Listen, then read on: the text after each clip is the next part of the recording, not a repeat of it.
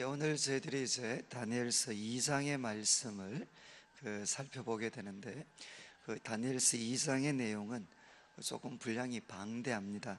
그래서 1절부터 시작을 해서 13절까지는 이제 다니엘과 또 그 세 친구가 이제 뜻을 정했고, 그리고 참 왕의 진미와 포도주로 자기를 더럽히지 않을 수 있는 길을 그가 참 찾아냈을 때, 이제 하나님께서 그에게 이제 지혜, 또 학문, 깨달을 수 있는 능력, 이 모든 것을 주셔서 이제 유대인이었지만 그들은 참 느부갓네살 바벨론 왕에게 이제 선발되어져 가지고 이제 바벨론 왕궁에서 참 일할 수 있는 그런 하나의 기회가 주어졌습니다. 그러니까 이제 소위 우리로 말하면 출세를 했습니다. 출세를 했는데, 이제 오늘 2장 말씀에 보면 그에게 이제 갑작스러운 그런 위기가 찾아오게 됩니다. 이제 우리가 다니엘서를 우리 성도님들이 잘 읽으시면, 특별히 우리가 직장 생활, 그리고 또 우리 가정, 이 사회생활 가운데 참 많은 위기들이 찾아올 때 우리가 그 위기를 어떻게 참 또 대처할 수 있는가, 믿음으로서 극복할 수 있는가 하는 그 길들이 이 말씀 속에 나타나 있습니다. 그래서 참 이 출세했고, 또 오늘 같으면 고위 공무원이었습니다. 고위 공무원이었던 다니엘과 세 친구에게 이제 갑작스러운 위기가 찾아오게 됩니다. 그 위기는 다니엘이 잘못해서가 아니고, 이제 그 당시에 그 직장에서 최고의 상급자였던 그 왕의 소위 왕에게 어떤 일이 일어났습니다. 그 일이 뭔가 하면은 이제 1절부터는 이 느부갓네살이 이제 꿈을 꾸게 됩니다. 꿈을 꾸게 되고, 1절에 보면 마음이 아주 번민하고 잠을 이루지 못합니다. 이 말은 이제 이 느부갓네살 왕이 뒤에 나오는 내용을 통해서 알 수 있지만, 자기가 이 거대한 제국을 세웠습니다. 그런데 거대한 제국을 세워놓고 나면 세우는 것도 힘이 들지만 이것을 유지하는 것이 더 어렵습니다. 그래서 이 느부갓네살 왕이 자기가 세운 이 제국, 이 거대한 제국이 앞으로 어떻게 될 것인가 하는 것에 대해서 아마 고민을 했던 것 같습니다. 그 고민하는 가운데 그가 갑작스럽게 꿈을 꾸게 됩니다. 그런데 이제 아마 이 최고 통치자들은 보통 사람들이 가지지 못하는 그런 아주 예민한 그런 감각이 있었던 것 같아요. 그래서 그 꿈이라는 게 자기가 다스리고 있는 이 거대한 제국의 미래와 뭔가 밀접한 연관이 있다라는 것을 그가 느꼈던 것 같습니다. 그래서 마음이 너무 번민하고 잠이 오지 않았기 때문에 이제 그 다음날 일어나서 이제 그 바벨론 제국의 최고의 그런 소위 브레인들이죠. 이제 술객과 술사, 그 당시에는 이 왕궁에서 고용하는 그런 소위 뭐라고 하겠습니까? 이렇게 좀 미래를 예언하는 그런 박사와 술객들이 있었습니다. 그런데 이제 그들을 보고 느부갓네살이 고민을 털어놓습니다. 무슨 고민인가 하면, 이건 참 있을 수 없는 건데 그들에게 이야기합니다. 내가 지금 꿈을 꾸었는데 너무 번민이 된다. 그리고 잠이 오지 않는다. 그러면서 너희들이 이거 알려줘야 된다. 뭘 요구했는가 하면, 내가 꿈을 꾸었는데 두 가지입니다. 하나는 꿈의 내용입니다. 꿈을 꾸었는데 꿈의 내용을 알려줘라. 그리고 두 번째는 해석을 알려줘라. 이렇게 요구를 합니다. 그러니까 그 이야기를 들었던 사람들이 얼마나 이게 어이가 없겠습니까? 꿈을 꾸었는데 내가 꾼 꿈의 내용과 해석을 알려줘라. 그러니까 이제 박수와 이제 술객들이 뭐라고 이야기했느냐? 왕이시여, 꿈을 알려주시면, 내용을 알려주시면 우리가 해석을 알려드리겠습니다. 그러니까 또 왕이 이야기합니다. 야, 너희들이 시간을 벌어서 내가 꿈 이야기하면 엉뚱하게 둘러대가지고 이제 이 상황이 바뀔 것 너희들이 기대하는구나. 만일 너희들이 꿈의 내용과 해석을 알려주지 않으면 이때까지 너희들이 했던 말은 다 거짓말이라고 생각을 하고 너희들은 그냥 다 죽여버리겠다. 그렇게 이야기를 합니다. 그러니까 이제 또 이 밑에 있는 사람들이 아니 천하에 그런 법이 어디 있습니까? 우리가 이런 말이죠. 당신이 꾼 꿈, 그 내용을 우리가 어떻게 알 수 있겠습니까? 어디 사람들을 물어보십시오. 꿈의 내용을 알려주면 우리가 얼마든지 해석해 드립니다. 그런데 이제 느부갓네살이 강력한 왕이었으니까, 그러니까 그냥 너희들이 이 꿈 알려주지 않으면 너희들은 다 죽는다. 그리고 이제 그 명령을 소위 시위대장이죠. 시위대장. 그 시위대장한테 전달을 해서 이제는 이 시위대장이 그 박사와 술객들을 죽이러 내보냅니다. 그래서 이 시위대장이 이제 누구도 찾으러 갔느냐?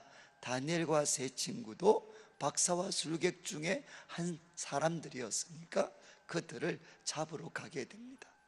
그래서 갑자기 다니엘과 세 친구는 영문도 알지 못하고 그들의 생명이 위태로운 이런 어떤 절박한 상황에 놓이게 됐습니다.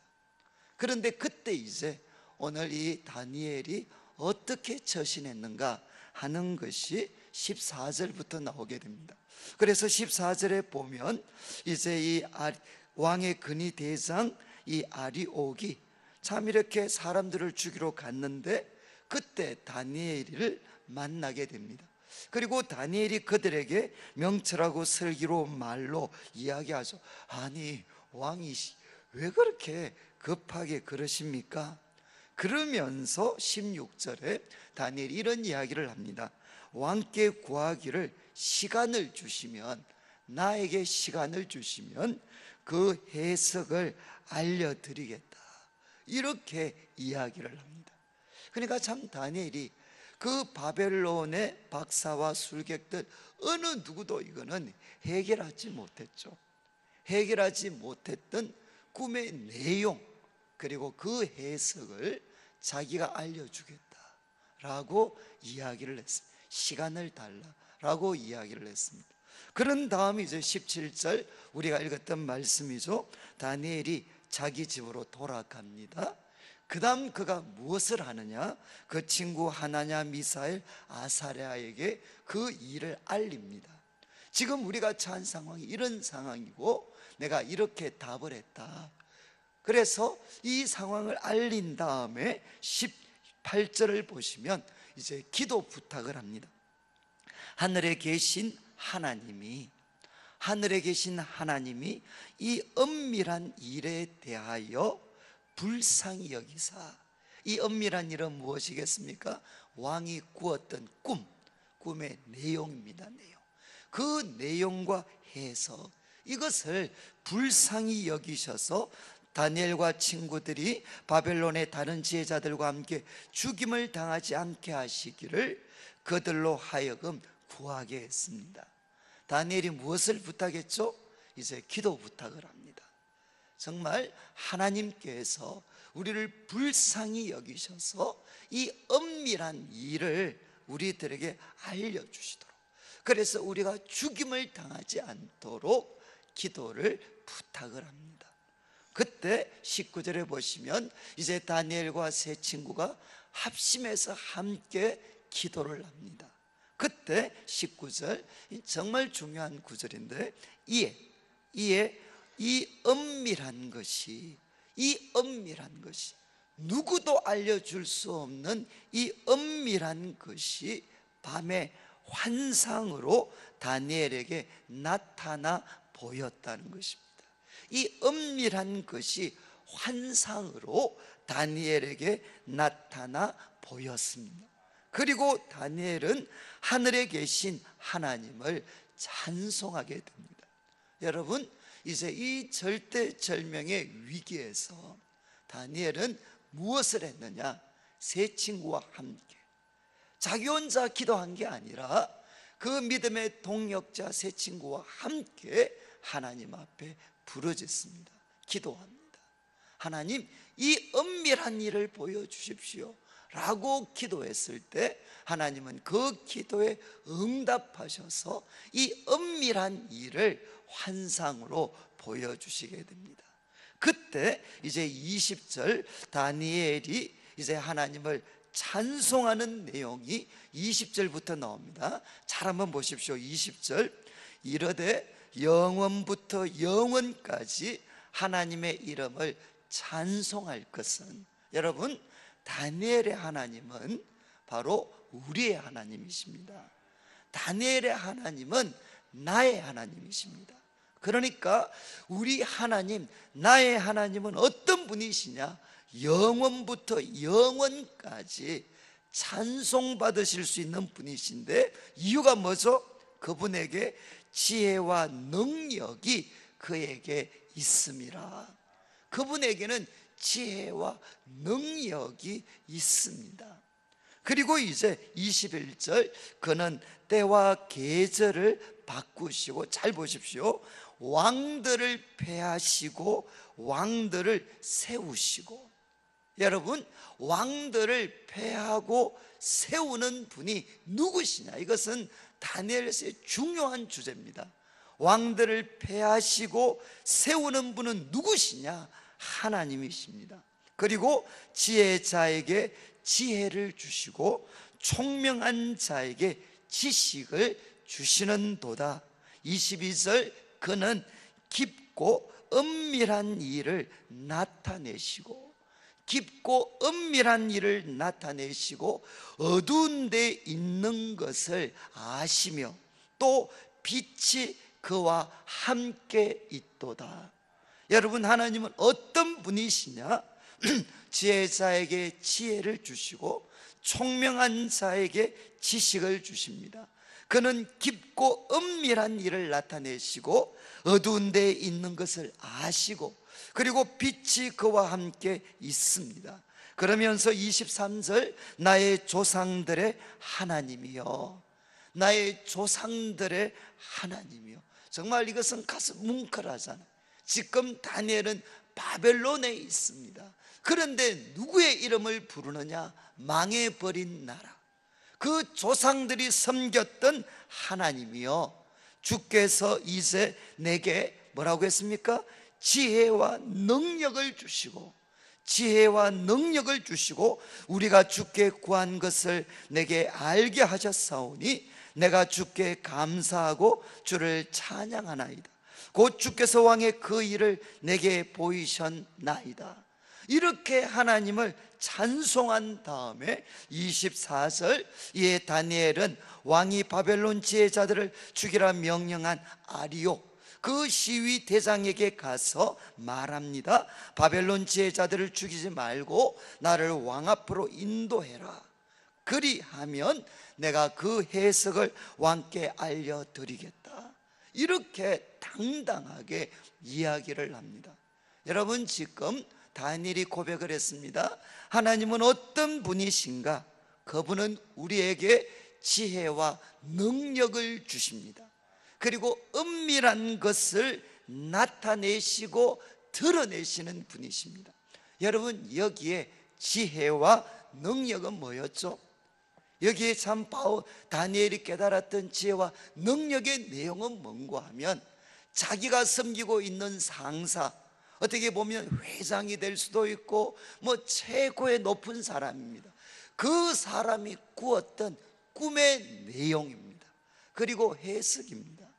이것은 우리로 말하면 성경을 깨닫는 것이 아닙니다.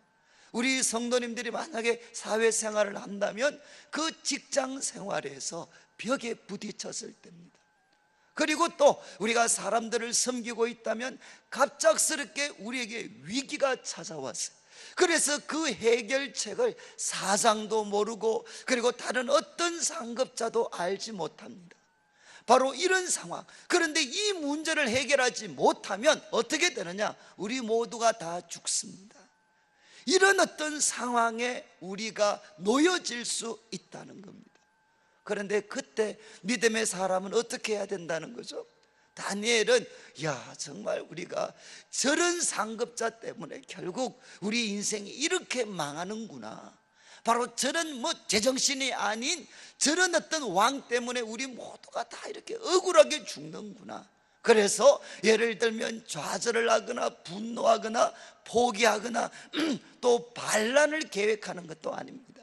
어떻게 했습니까?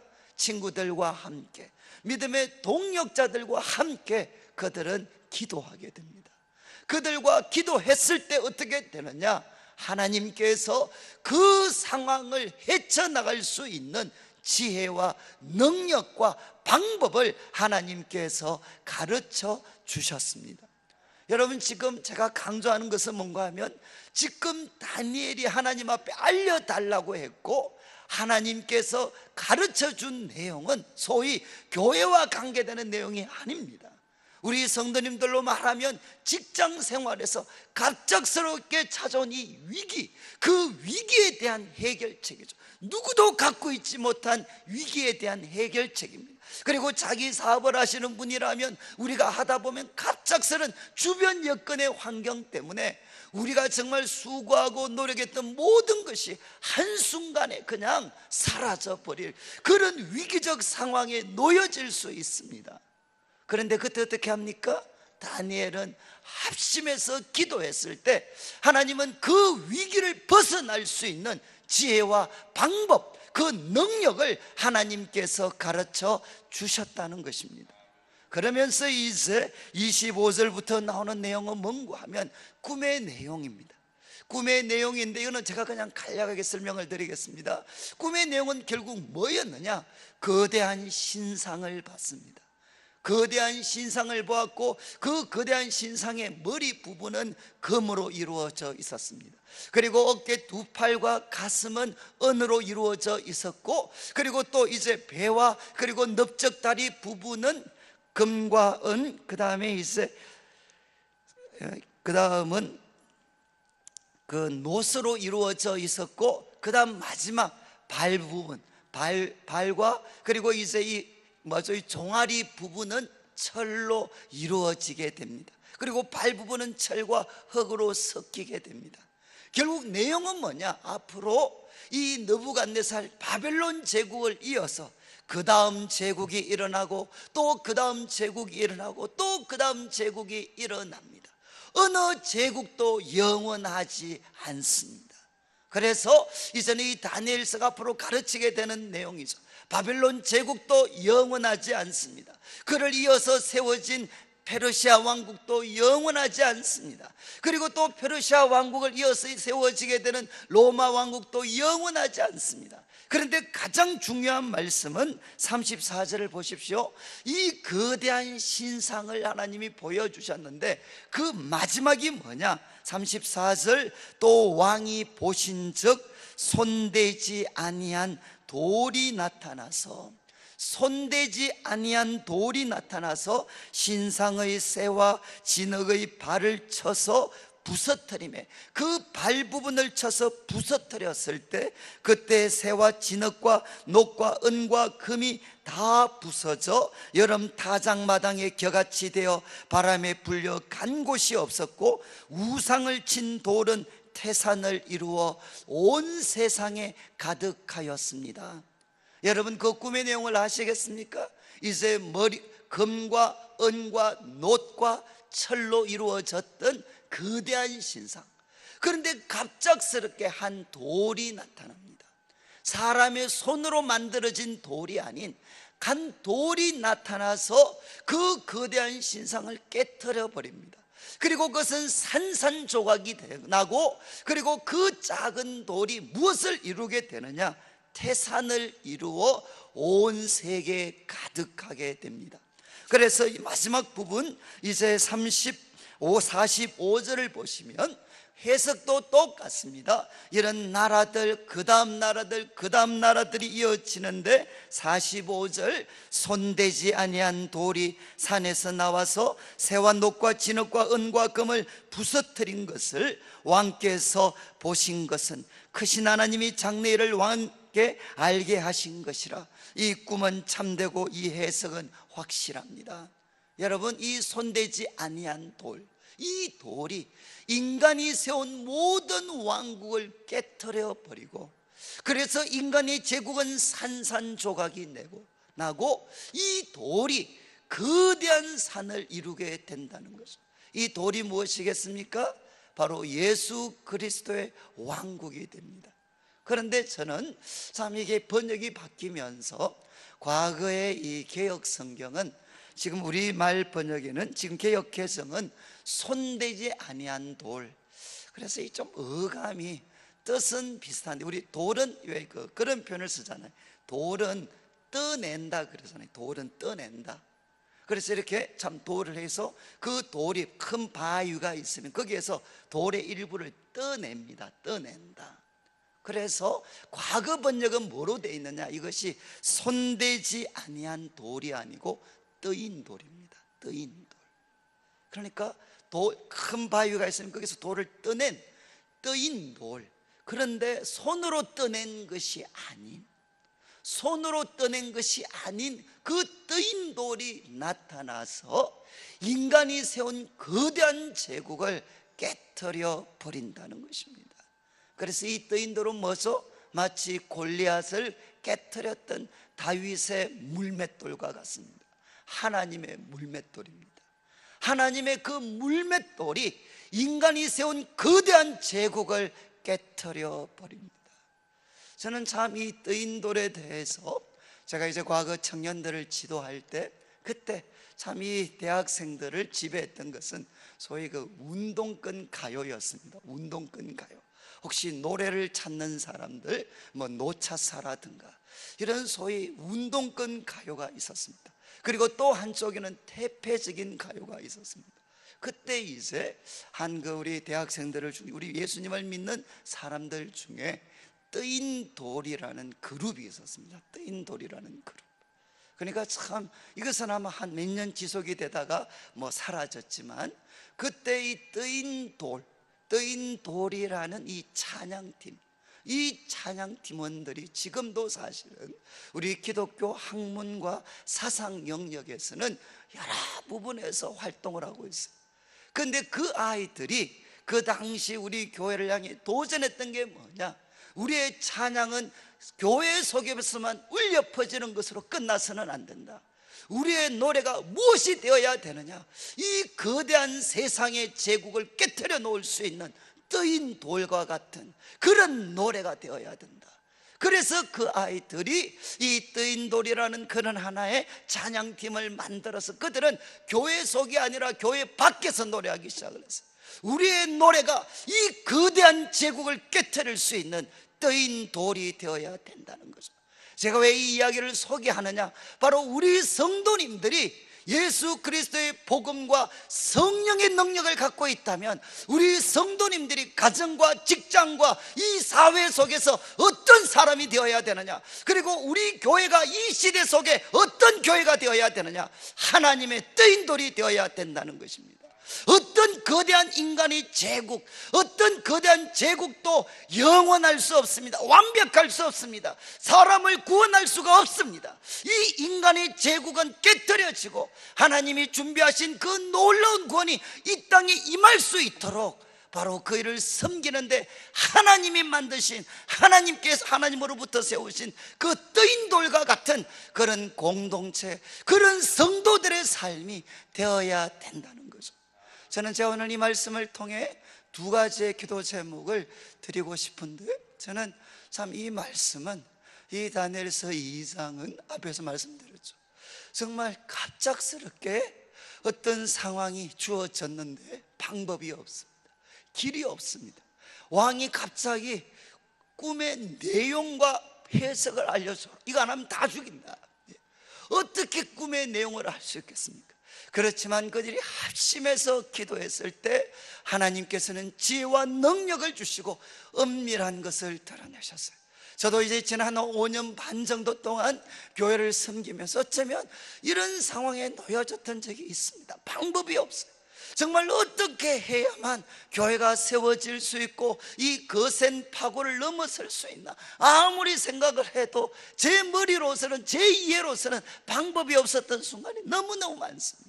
그렇지만 저희들이 합심해서 하나님 앞에 부르짖고 도움을 구하다 보면 분명히 우리가 볼 때는 방법이 없는데 하나님으로부터 은밀한 것을 드러내시고, 그리고 빛 가운데 계시는 주님께서 그 길이 없어 보이는 그 상황을 헤쳐나갈 수 있는 지혜와 능력을 우리에게 많이 주셨습니다.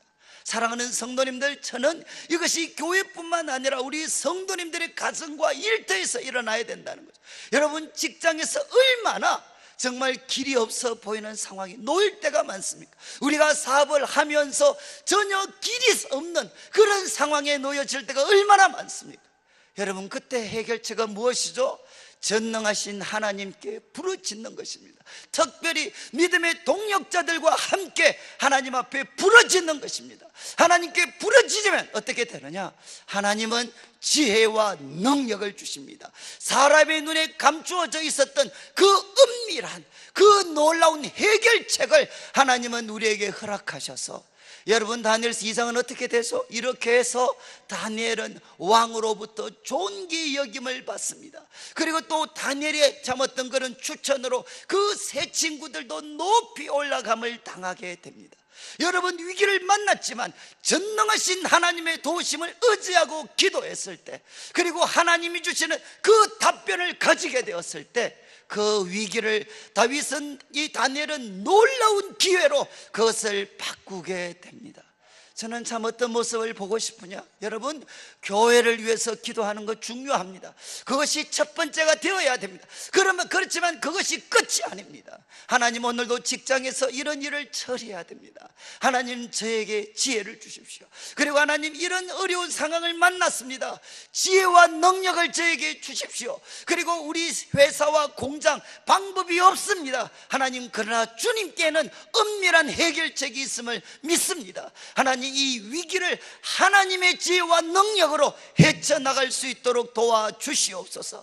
그래서 여러분들이 하나님이 나와 함께하고 계시고 하나님은 살아계신 하나님이시라는 것을 교회 속에서만 체험할 뿐만 아니라 우리 성도님들의 가정과 일터에서 이것을 체험하셔야 됩니다.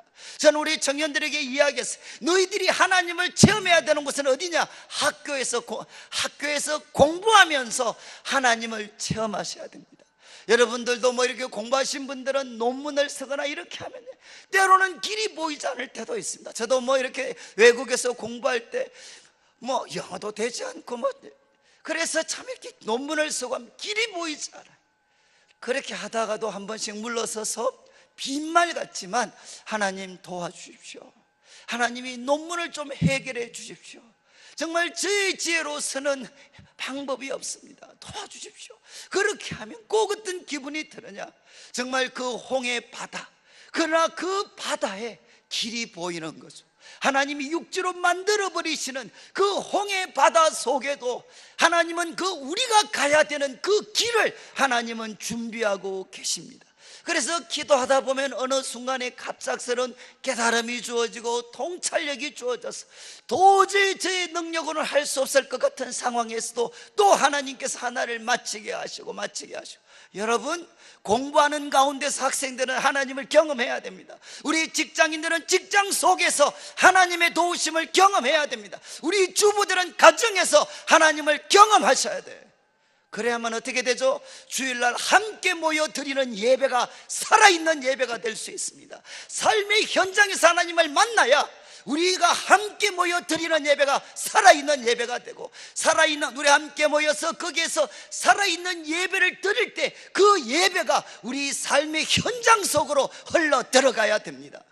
저는 오늘 이 말씀을 마무리하면서 두 가지의 기도 제목입니다. 하나님, 올 한 해도 우리들의 삶의 현장에서 이 다니엘이 직면했던 이런 갑작스러운 위기, 내 삶을 한순간에 무너뜨려 버릴 것 같은 갑작스러운 위기가 찾아올 때도 하나님, 전능하신 하나님을 의지하게 하여 주십시오.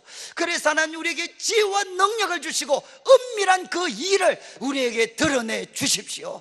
그리고 또 한 가지, 하나님, 우리 가정, 우리 자녀, 우리 일터, 우리 교회가 이 거대한 인군의 인간이 세운 그 제국, 그 거대한 제국과 맞서 싸울 수 있는 하나님의 뜨인 돌이 되게 하여 주십시오. 저는 그래서 우리 성도님들이 가정과 일터와 우리 교회를 통해서 이 하나님을 대적하여 높아진 거대한 세상이 하나님 앞에 무릎 꿇게 되는 놀라운 일들이 이 2015년에도 일어나기를 원합니다. 저는 우리 성도님들 이 한 해도 전능하신 하나님의 도우심을 의지해서 위기를 만나면 만날수록 더 강해지고, 우리 성도님들 한 분 한 분, 그리고 우리 교회, 우리 다음 세대가 이 시대에 하나님이 세우신 뜨인 돌이 되기를 주님의 이름으로 축복합니다.